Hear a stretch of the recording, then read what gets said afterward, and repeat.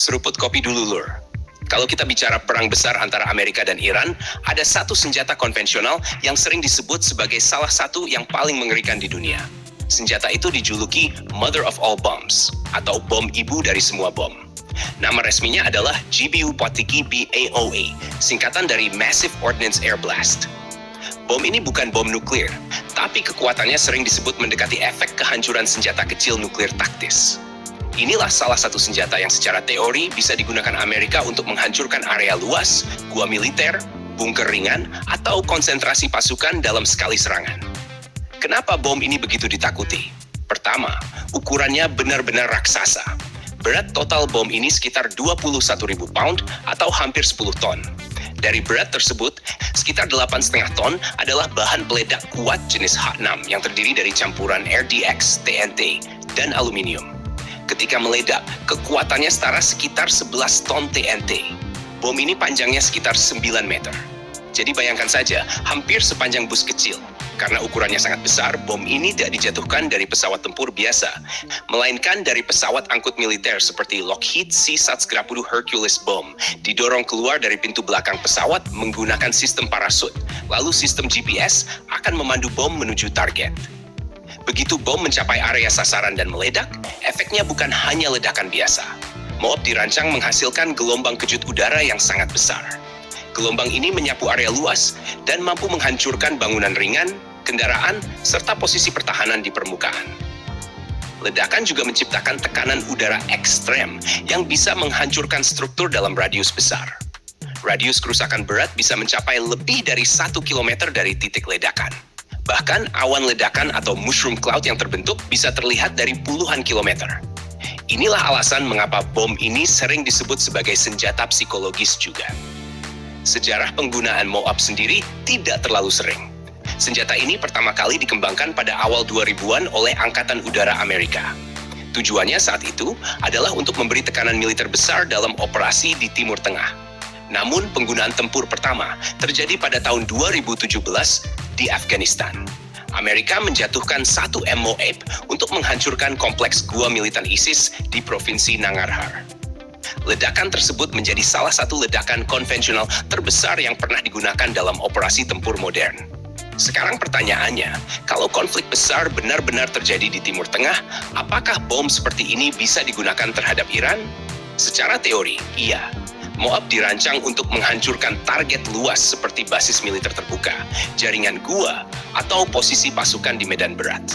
Jika Iran memiliki fasilitas militer yang tersembunyi di pegunungan atau kompleks gua, senjata ini bisa menjadi salah satu opsi. Namun ada satu hal penting.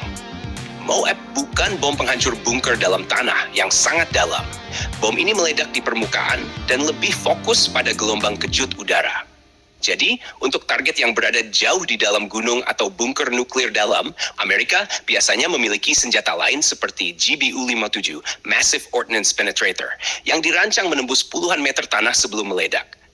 Artinya, MOAB lebih cocok untuk menghancurkan area terbuka atau kompleks permukaan, bukan fasilitas nuklir dalam tanah. Ada juga faktor operasional yang sangat penting. Untuk menjatuhkan MOAB, pesawat angkut seperti C-130 harus mendekati area target. Ini berarti wilayah udara harus relatif aman dari sistem pertahanan udara. Nah, disinilah Iran punya keunggulan tertentu. Iran memiliki jaringan pertahanan udara berlapis yang mencakup sistem seperti Bavar 373 dan Khordad 15. Jika sistem-sistem ini masih aktif dan radar mereka masih berfungsi, pesawat besar seperti C-130 akan menjadi target yang sangat mudah dideteksi. Karena itu, sebelum senjata seperti MOAB bisa digunakan, Amerika biasanya harus menghancurkan sistem radar dan pertahanan udara terlebih dahulu. Operasi seperti ini disebut SEAT atau Suppression of Enemy Air Defenses. Jika pertahanan udara sudah dilemahkan, barulah pesawat pembawa bom besar bisa masuk. Dari sisi psikologis, penggunaan MOAB juga memiliki efek propaganda yang sangat besar. Ledakan raksasa dan citra kehancuran yang dihasilkan sering digunakan untuk menunjukkan kekuatan militer dan memberi tekanan kepada musuh. Itulah mengapa banyak analis militer menyebut senjata ini bukan hanya alat penghancur, tapi juga alat pesan strategis. Namun dalam perang modern melawan negara besar seperti Iran, penggunaan MOAB tidak selalu menjadi pilihan utama. Perang modern sekarang lebih sering menggunakan rudal jelajah, drone, dan bom presisi yang lebih kecil tapi sangat akurat. Tetapi tetap saja, Moab masih berada di gudang senjata Amerika. Dan keberadaannya menunjukkan bahwa Amerika masih memiliki kemampuan untuk melakukan serangan konvensional dengan daya ledak sangat besar tanpa menggunakan senjata nuklir. Jadi kalau konflik di Timur Tengah benar-benar meningkat, senjata seperti Moab tetap menjadi salah satu opsi yang harus diperhitungkan.